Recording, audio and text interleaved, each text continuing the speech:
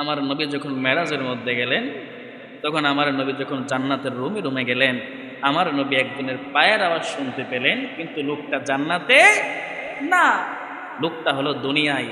লোকটা দুনিয়াতে হাঁটাহাঁটি করে, কিন্তু তার পায়ের আওয়াজ শোনা যায় জান্নাতের মধ্যে। আপনারা জবান খুলে বলেন, ওই লোকটার দাম আল্লাহর দরবারে বেশি নাকি কম? আরেকটা জবান খুলে বলুন, বেশি নাকি কম? বেশি। এবার শোনেন সেই লোকটাকে।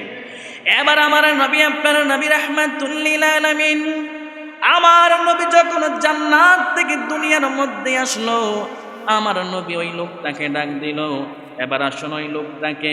ওই লোকটা অন্য কেউ না, যার দাঁত গুলা হলো উঁচা উঁচা, যার মাথার চুল গুলা হলো এলোমেলো, যার শরীরের মধ্যে কাটা, যার দেখতে তেমন সুন্দর না, তেমন সুন্দর না, সেই লোকটা অন্য কেউ না, সেই লোকটা হলো আমার নবীর মসজিদের মুয়াজ্জিন, যার নাম হলো হযরতে বেলাল।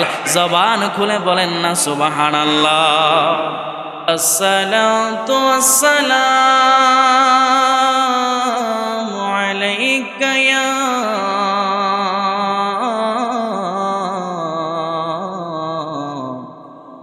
রাহমাতাল লিল আলামিন। আলহামদুলিল্লাহ, আলহামদুলিল্লাহি রাব্বিল আলামিন। খালিকিস সামাওয়াতি ওয়াল আরদিন। আসসালাতু ওয়াসসালামু আলা মান কানা নাবিয়্যান ওয়া আদম وآدم بين الروح والجسد أجمل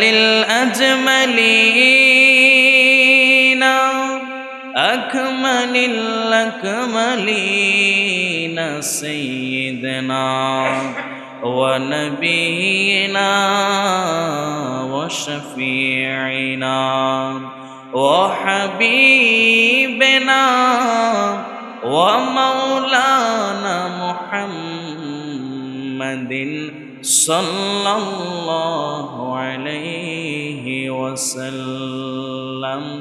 সকলে আমার সাথে সাথে জবান দিল খুলে পড়েন, আউযু বিল্লাহি মিনাশ শাইতানির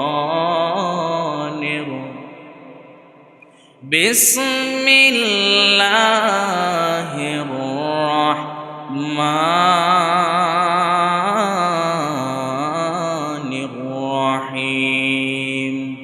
আল-ইয়াওমা আকমালতু লাকুম দীনাকুম ওয়া আতমামতু আলাইকুম নি'মাতি ওয়া রাদিতু লাকুমুল ইসলাম দীনা।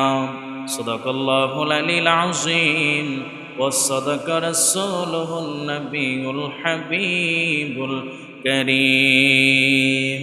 ওয়া ইযান ক্বালা আল্লাহু তাআলা ফি কালামিহিল মাজিদ, বিসমিল্লাহির রহমানির রহিম।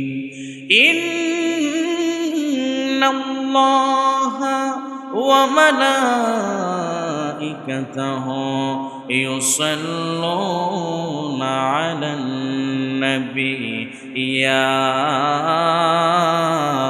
আইয়ুহাল্লাযীনা আমানু সাল্লু আলাইহি ওয়া সাল্লিমু তাসলিমা।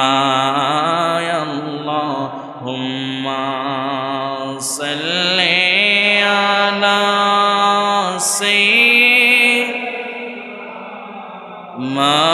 মাওলানা মুহাম্মদ ওয়া আলা আলি সাইয়্যিদিনা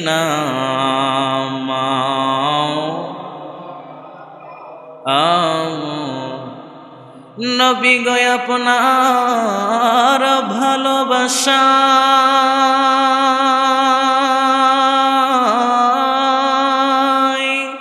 আল্লাহর ওলি হওয়া যায়। সুবহানাল্লাহ বলেন। নবী গো আপনার ভালোবাসায় আল্লাহর ওলি হওয়া যায়। নবী গো আপনার ভালোবাসায় দুজক হারাম হয়ে যায়। আল্লাহুম্মা সাল্লি আলা সাইয়্যিদিনা মাওলানা মুহাম্মদ ওয়া আলা আলি সাইয়্যিদিনা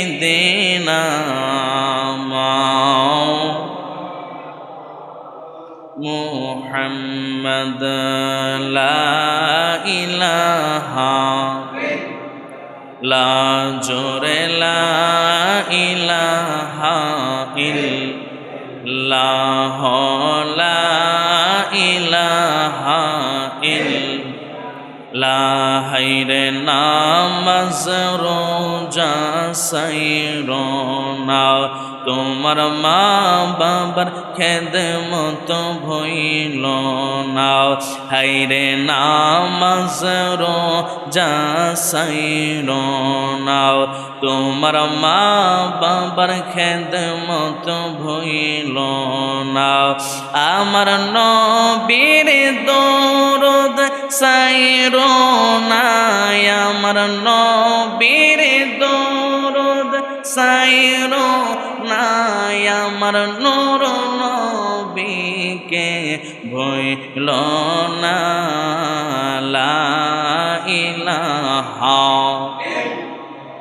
লা জোরে লা ইলাহা লা পড়ে লা ইলাহা জোরে লা ইলাহা ইল্লাল্লাহ লা ইলাহা ইল্লাল্লাহ লা ইলাহা ইল্লাল্লাহ লা ইলাহা লা তুমি মুসাকে তোরে নীলা কত গোপন কথা বলিলা তুমি মুসাকে তোরে নীলা কত গোপন কথা বলিলা। হায়রে তোমার নূরে পাহাড় জলে তোমার নূরে লে মুসা বাসল নবীর ওসিলা লা ইলাহা লা জোরে লা ইলাহা লা লা ইলাহা লা ইলাহা ইল্লাল্লাহ মুহাম্মাদুর রাসূলুল্লাহ সাল্লাল্লাহু আলাইহি ওয়াসাল্লাম। সকল উচ্চ আওয়াজে একবার পড়ি আলহামদুলিল্লাহ। মুআজ্জিজ সদরে মুহতারাম, মুসল্লিন কেরাম, আমার মুরব্বী বাবারা, যুবক ভাইয়েরা, সকলের খেদমতে আমি গুনাহগারের সালাম, শান্তির বাণী। আসসালামু আলাইকুম ওয়া রাহমাতুল্লাহি ওয়া বারাকাতুহু। শুকরিয়া আদায় করি ওই মহারাব্বুল আলামিনের দরবারে, জেলা পাক আজকের এই পবিত্র দিনে এই পবিত্র গড়ে যেই সময়ের মধ্যে আপনার মতো আমার মতো বহু মানুষ হসপিটালের বেডে শুয়ে আছেন, আপনাকে আমাকে আল্লাহ রাব্বুল আলামিন সুস্থ রেখে সবল রেখে গত শুক্রবারের মতো এই শুক্রবারে আল্লাহর মসজিদে আসার বসার জুমার নামাজ আদায় করার সেই তৌফিক দান করেছেন। এই জন্য সকলে শুকরিয়া তান। জবান খুলে উচ্চ আওয়াজে একবার পড়ি আলহামদুলিল্লাহ। লক্ষ্য করি দরুদ ও সালাম ওই পেয়ারা নবীর নূরানি কদম মুবারকে, যিনি হায়াতুন নবী, যিনি নূর নবী, যিনি নবীদের নবী, যিনি দু জাহানের বাদশা নবী, যেই নবীকে সৃষ্টি না করলে আমার আল্লাহ পাহাড় পর্বত মানুষ জিন ইনসান আমার আল্লাহ 18,000 মাখলুকাত আমার আল্লাহ কোনো কিছুই সৃষ্টি করতেন না। জোরে কন্যা সুবহানাল্লাহ। সেই শ্রেষ্ঠ নবীর শ্রেষ্ঠ উম্মত হিসাবে আল্লাহ রাব্বুল আলামিন আপনাকে আমাকে কবুল করেছেন। আমাদের নাচ ফরিয়ত কবুল করে আমাদেরকে এত বড় বড় একটি নিয়ামত দান করেছেন। এই জন্য সকলে শুকরিয়া তান। জবান খুলে উচ্চ আওয়াজে আরেকবার পড়ি আলহামদুলিল্লাহ। সম্মানিত হাজিরিন, আমরা গত শুক্রবারে আমরা আলোচনা শুনেছিলাম নামাজের গুরুত্ব এবং ওজুর গুরুত্ব, ওজুর ফজিলত, এই বিষয়ের উপর আমরা আলোচনা শুনেছিলাম। আজকে আমরা আলোচনা শুনবো শানের রিসালাত। আল্লাহ রাব্বুল আলামিন যেন আমাকে বলার, আপনাদেরকে শোনার, শ্রবণ করার এবং উভয়কে আমল করার সেই তৌফিক দান করে। সকলে পড়ি আমিন। সকলে একটু দরুদ শরীফ পড়েন। আল্লাহুম্মা সাল্লি আলা সাইয়্যিদিনা মাওলানা মুহাম্মদ ওয়া আলা আলি সাইয়্যিদিনা।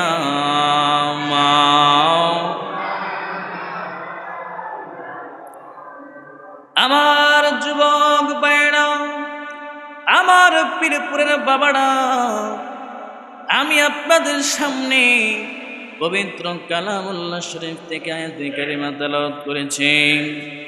আমার আল্লাহ পবিত্র কালামুল্লাহ শরীফের মধ্যে বলেন, আল ইয়াউমা আকমালতু লাকুম দীনাকুম ওয়া আতমামতু আলাইকুম নি'মাতি ওয়া রাদিতু লাকুমুল ইসলাম দীনা।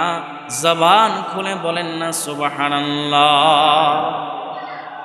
আমার আল্লাহ ডাক দিয়া বলেন, আমার ইমানদার বান্দারা তোমরা শোনো, আমি আল্লাহ আজকে ইসলাম পরিপূর্ণ করে দিয়েছি। এখনো যদি আমরা এই পীরপুর থেকে ওই আল্লাহকে প্রশ্ন করি, আল্লাহ কিভাবে আপনি ইসলামটাকে পরিপূর্ণ করে দিলেন? আমার আল্লাহ ডাক দিয়া কই, বান্দারে আমি আল্লাহ তোমাদের মাঝে আমার বন্ধু মুস্তফা আখিরি নবীরে পাঠাইয়া আমি আল্লাহ ইসলাম করে আজকে পরিপূর্ণ করে দিয়েছি। জবান খুলে বলেন না সুবহানাল্লাহ। এর মানে আমরা বুঝলাম মূসা নবীর সময় ইসলামটা পরিপূর্ণ ছিল না, ঈসা নবীর সময় ইসলামটা পরিপূর্ণ ছিল না, ইব্রাহিম নবীর সময় ইসলামটা পরিপূর্ণ ছিল না, দাউদ নবীর সময় ইসলামটা পরিপূর্ণ ছিল না, অন্য কোন নবীর সময় ইসলামটা পরিপূর্ণ ছিল না। ইসলাম পরিপূর্ণ হয়েছে আমার নবী দুনিয়াতে আসার পরে। জবান খুলে বলেন না সুবহানাল্লাহ। এই জন্য আমার যুবক ভাইয়েরা, মুরব্বী আব্বুজিরা, ওই নবীর শান মান আমার আল্লাহ কেমন বাড়িয়ে দিয়েছেন, ওই নবীকে আমার আল্লাহ কত ইজ্জত করেছেন, আমার আল্লাহ কত সম্মান করেছেন। আমার আল্লাহ পবিত্র কালামুল্লাহ শরীফের মধ্যে বলেন, ওয়ামা আরসালনাকা ইল্লা রাহমাতাল লিল আলামিন। জবান খুলে বলেন না সুবহানাল্লাহ। আমার আল্লাহ ডাক দিয়া কই, হাবিব আমার, ও বন্ধু আমার, দোস্ত আমার, আমি আল্লাহ পারে দুনিয়াতে পাঠাইনি। এরপরে আমার আল্লাহ আবার বলতেছে, ইল্লা হ্যাঁ, তবে আমি আপনাকে এই দুনিয়াতে পাঠিয়েছি, আমি অন্য কোনো নবীর মতো আপনাকে এই দুনিয়াতে পাঠাই নাই। আপনি বন্ধু হলেন দু জাহানের জন্য রহমত, আমি আপনার এই দুনিয়াতে রহমত স্বরূপ পাঠিয়েছি। জবান খুলে বলেন না সুবহানাল্লাহ। এই জন্য আমার পীরপুরের বাবারা, মুরব্বী আব্বুজিরা, ওই নবীকে কি পরিমাণ ভালোবাসতে হবে, ওই নবীকে কি পরিমাণ ইজ্জত করতে হবে, ওই নবীকে ভালোবাসলে আমাদের লাভ হবে কি, আমাদের ফায়দা হবে কি। হযরত আবু বকর সিদ্দিক আমার নবীর পাশে ছিল, আমার নবীকে দেখে ইসলাম ধর্ম গ্রহণ করেছে, নবীর প্রিয় হয়েছে। ওমরে ফারুক নবীকে দেখেছে, ইসলাম ধর্ম গ্রহণ করেছে, নবীর প্রিয় হয়েছে। হযরত উসমান নবীকে দেখেছে, নবীর কালিমা গ্রহণ করেছে, আমার নবীর প্রিয় হয়েছে। মওলা আলী ইসলাম ধর্ম গ্রহণ করেছে আমার নবীকে দেখার পরে। কিন্তু 1450 বছর পরে আমরা তো আমাদের নবীকে দেখি নাই, আমরা তো আমাদের নবীকে ভালোবাসি নাই। এই জন্য আমার যুবক ভাইরা, এত দূর থেকে নবীকে ভালোবাসলে আমাদের লাভ হবে না, আমাদের ফায়দা হবে না, ওই নবীকে সম্মান করলে আমাদের উপকারে আসবে না। আমার নবী, আপনার নবী রাহমাতুল লিল আলামিন, আমার নবী যখন মেরাজের মধ্যে গেল, আমার আল্লাহ রাব্বুল আলামিন আমার নবীকে 8টা জান্নাত দেখাইলো, আমার নবীকে জাহান্নামে দেখাইলো। আমার নবী, আপনার নবী রাহমাতুল লিল আলামিন, আমার নবী যখন জান্নাতের গেটে গেল, আমার নবী, আপনার নবী রাহমাতুল লিল আলামিন, আমার নবী যখন জান্নাতের রুমে গেল, আমার নবী, আপনার নবী রাহমাতুল লিল আলামিন, আমার নবী একজনের পায়ের আওয়াজ শুনতে পেলেন। কিন্তু লোকটা জান্নাতে নয়, লোকটা জান্নাতের গেটে নয়, ওই লোকটা দুনিয়ার মধ্যে হাঁটে, যার পায়ের আওয়াজ শোনা যায় জান্নাতের মধ্যে। জবান খুলে বলেন না সুবহানাল্লাহ। আমার নবী যখন মেরাজের মধ্যে গেলেন, তখন আমার নবী যখন জান্নাতের রুমে গেলেন, আমার নবী একজনের পায়ের আওয়াজ শুনতে পেলেন, কিন্তু লোকটা জান্নাতে না, লোকটা হলো দুনিয়ায়। লোকটা দুনিয়াতে হাঁটাহাঁটি করে, কিন্তু তার পায়ের আওয়াজ শোনা যায় জান্নাতের মধ্যে। আপনারা জবান খুলে বলেন, ওই লোকটার দাম আল্লাহর দরবারে বেশি নাকি কম? আরেকটা জবান খুলে বলুন, বেশি নাকি কম? এবার শোনেন সেই লোকটাকে। এবার আমার নবী, আপনার নবী রাহমাতুল লিল আলামিন, আমার নবী যখন জান্নাত থেকে দুনিয়ার মধ্যে আসলো, আমার নবী ওই লোকটাকে ডাক দিল, এবার আসুন ওই লোকটাকে। ওই লোকটা অন্য কেউ না, যার দাঁতগুলা হলো উঁচা উঁচা, যার মাথার চুলগুলা হলো এলোমেলো, যার শরীরের মধ্যে কাটা, যার দেখতে তেমন সুন্দর না, সেই লোকটা অন্য কেউ না, সেই লোকটা হলো আমার নবীর মসজিদের মুয়াজ্জিন, যার নাম হলো হযরতে বেলাল। জবান খুলে বলেন না সুবহানাল্লাহ। এবার আমার নবী, আপনার নবী রাহমাতুল লিল আলামিন, আমার নবী যখন জান্নাত থেকে দুনিয়াতে আসলো, আমার নবী, আপনার নবী রাহমাতুল লিল আলামিন হযরতে বেলালকে ডাক দিয়া কয়, আমার নবী ডাক দিয়া কয়, বেলাল, ও বেলাল, তুমি কি এমন আমল করো, তুমি কি এমন ইবাদত করো? আমি নবী যখন জান্নাতের রুমে গেলাম, আমি নবী যখন জান্নাতের গেটে গেলাম, আমি নবী তোমার পায়ের আওয়াজ শুনতে পেয়েছি। ও বেলাল, আমি তোমার কাছ থেকে জানতে চাই, তুমি কি এমন আমল করো যে আমলের কারণে আমি জান্নাতের মধ্যে তোমার পায়ের আওয়াজ শুনতে পেরেছি? হযরতে বেলাল 2টা চোখের পানি ফালায়া কান্দে, আর আমার নবীরে ডাক দিয়া কই, ইয়া রাসূলুল্লাহ, নবী গো, আমি বেলাল অন্য কোনো আমল করি না, আমি বেলাল অন্য কোনো ইবাদত করি না। ইয়া রাসূলুল্লাহ, নবী গো, ও মায়ের নবী, আপনি আপনার কদমে আমাকে জায়গা দিয়েছেন, আমি আপনার মসজিদের মুয়াজ্জিন, প্রত্যেক দিনে এশারের নামাজের পরে আপনার সকল সাহাবীরা আপনি নবীর সঙ্গে দেখা করে, আপনি নবীর সামনে যাইয়া আপনি নবীর চেহারার দিকে তাকায় আপনি নবীর সঙ্গে কথা বলে। ইয়া রাসূলুল্লাহ, নবী গো, আমি বেলাল দেখতে তো একটু কালো, আমি বেলালের দাঁতগুলা হলো উঁচা, আমি বেলাল দেখতে এত সুন্দর না, আমি বেলাল শরম শরমে আপনি নবীর সামনে যাই না। ইয়া রাসূলুল্লাহ, নবী গো, সকল সাহাবীরা যখন আপনি নবীর সঙ্গে দেখা করে চলে যায়, এশারের নামাজের পরে আমি 2 রাকাত নফল নামাজ পড়ি। 2 রাকাত নফল নামাজ পড়া আমি আমার মনিবের দরবারে 2টা হাত তুইলা দোয়া করি। আর আমার আল্লাহরে আমি ডাক দিয়া বলি, আমি আমার মনিবরে ডাক দিয়া কই, মনিব, যদিও আমি শরমে আপনি বন্ধু মুস্তাফা নবীর সামনে যাই না, তবে আপনি মনিবের দরবারে একটা ফরিয়াদ আপনার বন্ধু মুস্তাফারে সব সময় রাখো আমার কাছে। জবান খুলে বলেন না সুবহানাল্লাহ। হযরত বেলাল আমার নবীকে ডাক দিয়ে কই, ইয়া রাসূলুল্লাহ, আমি অন্য কোনো আমল করি না। ইয়া রাসূলুল্লাহ, তারা আমাকে এত অত্যাচার করেছে, তারা আমাকে এত নির্যাতন করেছে। আপনার সাহাবী হযরত আবু বকর সিদ্দিক, তিনি আমাকে ওই বেঈমানের কাছ থেকে নিয়ে এসেছে। ইয়া রাসূলুল্লাহ, আমি আপনার মসজিদের মুয়াজ্জিনের যোগ্য নই, এরপরও আপনি আপনার কদমে আমাকে ঠাঁই দিয়েছেন। ইয়া রাসূলুল্লাহ, আমি তো দেখতে অনেক কালো, আমি শরমে আপনার নবীর সামনে যাই না। ইয়া রাসূলুল্লাহ, আমি সব সময় নফল নামাজ পড়ে পড়ে আল্লাহর দরবারে দোয়া করি, হে আল্লাহ, তোমার বন্ধু মুস্তাফা যদিও আমার কাছ থেকে একটু দূরে, কিন্তু তোমার বন্ধু মুস্তাফারে হাসরে মিজানে সব সময় রাখো আমার কাছে। জোরে কন্যা সুবহানাল্লাহ। আমার আল্লাহ হযরত বেলালের দোয়া কবুল করছে কি করে নাই? অবশ্যই দোয়া কবুল করেছে। যদি দোয়া কবুল না করতো, হযরতে বেলাল সে দুনিয়াতে হাঁটে, তার পায়ের আওয়াজ কিভাবে জান্নাতের মধ্যে শোনা যায়? জোরে কন্যা সুবহানাল্লাহ।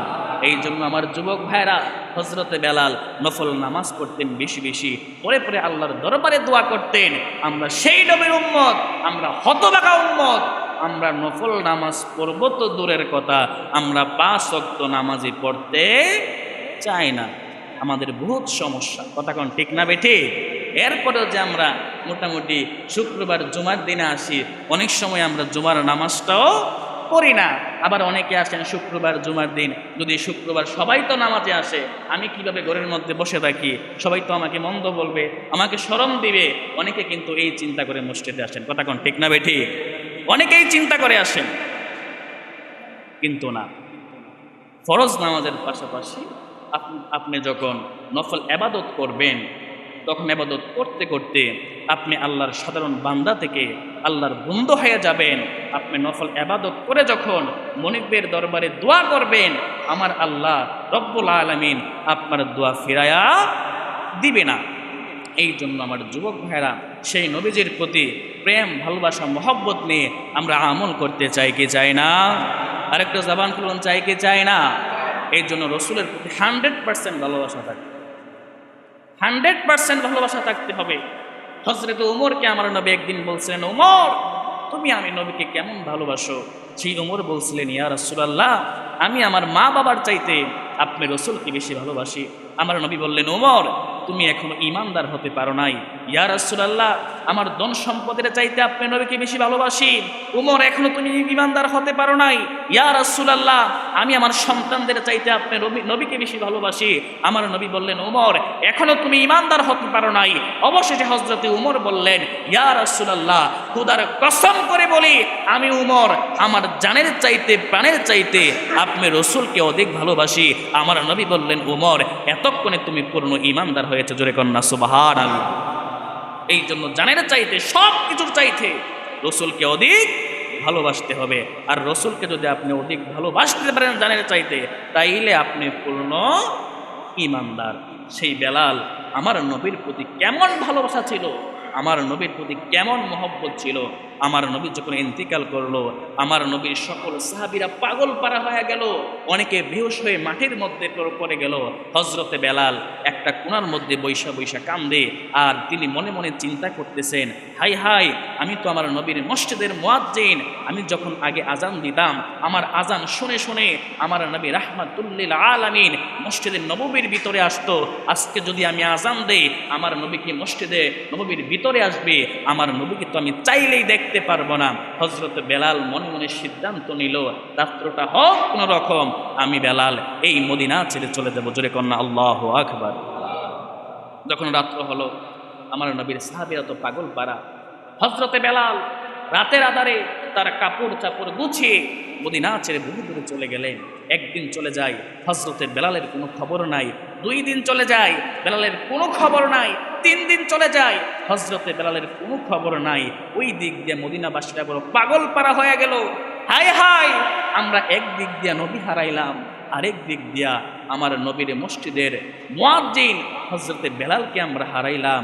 আজকে নবী নাই, যদি আজকে বেলাল থাকতো, বেলাল আজান দিলে আজানের ভিতরে আমার নবীর নাম নিত, আমাদের বড় শান্তি লাগতো। আজকে বেলালও নাই। ওই মদিনাবাসীরা পাগল পারা হয়ে গেল। যখন 1 মাস 2 মাস অনেক দিন হয়ে গেল, কিতাবের মধ্যে অনেক বর্ণনায় আসছে 6 মাস পরে আমার নবী, আপনার নবী রাহমাতুল লিল আলামিন হযরতে বেলালকে স্বপ্নে দেখা দিলেন, হে বেলাল, অনেক দিন হয়ে গেল মদিনা ছাইরা চলে আসলা, তুমি কি আমি নবীর একটু দেখতে মনে চাই না? জোরে কন্যা সুবহানাল্লাহ। এই স্বপ্নটা দেখার পরে হযরতে বেলাল পাগল পারা হয়ে গেল। দৌড়তে দৌড়তে মুখের মধ্যে একটা চাদর বেঁধে তিনি আবার মদিনার মধ্যে চলে আসলো। মসজিদের মিম্বরের কাছে গেল। আমার নবী যেই মিম্বরে দাঁড়িয়ে খুতবা দিত, আমার নবী যেই মিম্বরে বসে সাহাবীদের সঙ্গে মাসলা মাসাইক সম্পর্কে আলোচনা করত, হযরতে বেলাল মিম্বরের দিকে তাকায়া তাকায়া চোখের পানি ফেলে ফেলে কান্দে। হযরতে বেলাল এখনো নবীকে পাইল না। হযরতে বেলাল আমার নবীকে বলতে লাগলো, ইয়া রাসূলুল্লাহ, আমি আসলাম আপনার নবীকে দেখার জন্য, কিন্তু আপনার নবীকে তো আমি দেখতে পাচ্ছি না। হযরতে বেলাল আমার নবীর রওজার পাশে গেল, সেখানে গিয়ে তালাশ করলো আমার নবীর, কিন্তু আমার নবীর কোনো সন্ধান পাচ্ছে না, আমার নবীকে দেখতে পাচ্ছে না। এবার হযরত বেলাল মনে মনে সিদ্ধান্ত নিল, এই মদিনা ছেড়ে আমি আবার চলে যাব, আমি কোনোদিন এই মদিনায় ঢুকবো না। জোরে কন্যা আল্লাহু আকবার। মহব্বত কার? কথা বলুন, মহব্বত কার? নবীর মহব্বতে হযরতে বেলাল যখন মদিনা ছেড়ে চলে যাবেন, তখন মদিনাবাসীরা হযরতে বেলালকে আটকে ফেললো। হযরতে বেলালের মুখের মধ্যে চাদর বাঁধা। হযরতে বেলালকে বলল, হে পাগল, তুমি তোমার মুখ থেকে চাদর সরাও, তোমাকে তো আমরা অন্য কোনো দিন দেখি নাই। হযরতে বেলাল বললেন, আমি এই মদিনায় আর কোনো দিন আসবো না, তোমরা আমাকে ছেড়ে দাও। তারা মানতে নারাজ। তখন মদিনাবাসীরা জোর করে যখন তার মুখ থেকে চাদর সরাইলো, ওই মদিনাবাসীরা তাকায় দেখতেছে, এটা তো অন্য কেউ না, এটা হলো আমার নবীর মসজিদের মুয়াজ্জিন, এটা হলো আজানের পাখি হযরতে বেলাল। জোরে কন্যা সুবহানাল্লাহ। পুরা মদিনার মধ্যে আওয়াজ হয়ে গেল, পুরা মদিনার মধ্যে এলহাম জারি হয়ে গেল।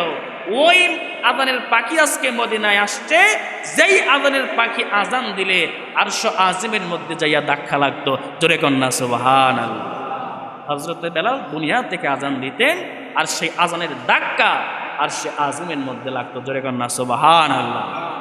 তখন মদিনাবাসীরা বলল, বেলাল, একদিক দিয়ে আমরা নবী হারাইলাম, আরেক দিক দিয়ে তুমি বেলালও চলে গেলা। হে বেলাল, তোমার কাছে একটা অনুরোধ, আজকে তুমি সেই আজানটা দিবানি যেই আজানটা দিলে আরশ আজিমের মধ্যে ধাক্কা লাগতো। হযরতে বেলাল বললেন, আমার পক্ষে সম্ভব না, আজান দিলে যদি আমি আমার নবীকে দেখতে না পাই, আমি বেলাল সহ্য করতে পারবো না। মদিনাবাসীরা বলল, বেলাল, আজান দেওয়া লাগবে না, তুমি মদিনায় থাকো। ওই মদিনায় থাকা আমার পক্ষে সম্ভব না, যেই মদিনায় চাইলে আমি নবীকে দেখতে পারবো না, সেই মদিনায় আমি থাকবো না। তখন হযরতে বেলাল যখন কারো কথা শুনে না, তখন কিছু মানুষ বলতেছে, হে মদিনাবাসীরা, আমরা সবাই বললে বেলাল আমাদের কথা শুনবে না। এই মদিনায় 2টা সন্তান আছে, একজন হলো ইমামে হাসান, আরেকজন হলো ইমামে হুসাইন। তারা যদি বলে আমাদের মন সাক্ষী দেয়, হযরতে বেলাল আজানও দিবে, হযরতে বেলাল মদিনায়ও থাকবে। জোরে কন্যা সুবহানাল্লাহ। তখন ইমাম হাসান হুসাইনকে খবর দেওয়া হলো। তারা আসলো, আইসা বলতেছে, হে বেলাল, আপনি তো আমার নানা ভাইয়ের মসজিদের মুয়াজ্জিন, আজকে একটু আজান শোনাবেন, যে আজান দিলে আরশ আজিমের মধ্যে ধাক্কা লাগতো। হযরতে বেলাল বললেন, হে আমার নবীর নাতি ইমাম হাসান, ইমাম হুসাইন, আমি আজান দেওয়ার জন্য রাজি। জোরে কন্যা সুবহানাল্লাহ। এত মানুষ বলল, বেলাল আজান দাও, সম্ভব না। বেলাল মদিনায় থাকো, সম্ভব না। ইমাম হাসান হুসাইন বলল, রাজি হয়ে গেল। এর মধ্যে প্রশ্ন থাকতে পারে কি পারে না? আরেকটা জবান খুলে বলেন, পারে কি পারে না? তখন মদিনাবাসীরা বলল, বেলাল, আমরা এত মানুষ বললাম একটু আজান দেন, আপনি রাজি হলেন না। আমরা এত মানুষ বললাম আপনি মদিনায় থাকেন, আপনি রাজি হলেন না। ইমাম হাসান, ইমাম হুসাইন বলল, আপনি রাজি হয়ে গেলেন। তখন হযরতে বেলাল বলল, হে মদিনাবাসীরা, আপনারা কি জানেন না, আপনারা কি আমার নবীর হাদিস শোনেন নাই? আমার নবী তা হাদিস শরীফের মধ্যে বলে গিয়েছেন, যে আমার হাসান হুসাইনকে ভালোবাসলো সে যেন আমি নবীকে ভালোবাসলো, যে আমার হাসান হুসাইনকে কষ্ট দিল সে যেন আমি নবীকে কষ্ট দিল। আজকে ইমাম হাসান হুসাইন আমাকে অনুরোধ করতেছে, আমি যদি তাদের অনুরোধ না রাখি তারা কষ্ট পাবে, তারা কষ্ট পেলে আমার নবী কষ্ট পাবে, আমার নবী কষ্ট পেলে আমার আল্লাহ কষ্ট পাবে, আমার আল্লাহ যদি কষ্ট পায় আমি বেলালের বেলালগিরি শেষ হয়ে যাবে। জোরে কন্যা সুবহানাল্লাহ। হযরত বেলাল আজান দিল, আজানের মধ্যে যেই মাত্র আমার নবীর নাম নিল, হযরত বেলাল যখন আজান দিত আমার নবী মসজিদ নববীর ভিতরে দৌড়ে দৌড়ে চলে আসতো। আমার নবী সব সময় আসতো। যখন আমার নবীকে হযরত বেলাল দেখতে না পেল, হযরত বেলাল মাটির মধ্যে লুটে পড়ে গেল। জোরে কন্যা সুবহানাল্লাহ। মাটির মধ্যে লুটে পড়ে গেল। কারণ যখন হযরত বেলাল আজানের ভিতর আমার নবীর নাম নিত, আমার নবীকে উনি এমন একটা জায়গা থেকে আজান দিত, আমার নবীকে তিনি দেখতে পাইতেন। জোরে কন্যা সুবহানাল্লাহ। কিন্তু আজকে তো চাইলে নবী দেখা যাবে না। আজকে আজানের ভিতরে নবীর নাম নিয়েছে, আমার নবীকে দেখতে পেল না। হযরতে বেলাল বেহুশ হয়ে মাটির মধ্যে পড়ে হযরতে বেলাল ইন্তিকাল করে ফেললেন। সকলে উচ্চ আওয়াজে পড়েন, ইন্না লিল্লাহি ওয়া ইন্না ইলাইহি রাজিউন। এই জন্য আমার যুবক ভাইয়েরা, হযরত বেলালের আমার নবীর প্রতি এমন প্রেম ভালোবাসা মহব্বত ছিল। শুধু তাই নয়, আমার নবী ইন্তিকালের সময় আমার নবীর একটা উট ছিল,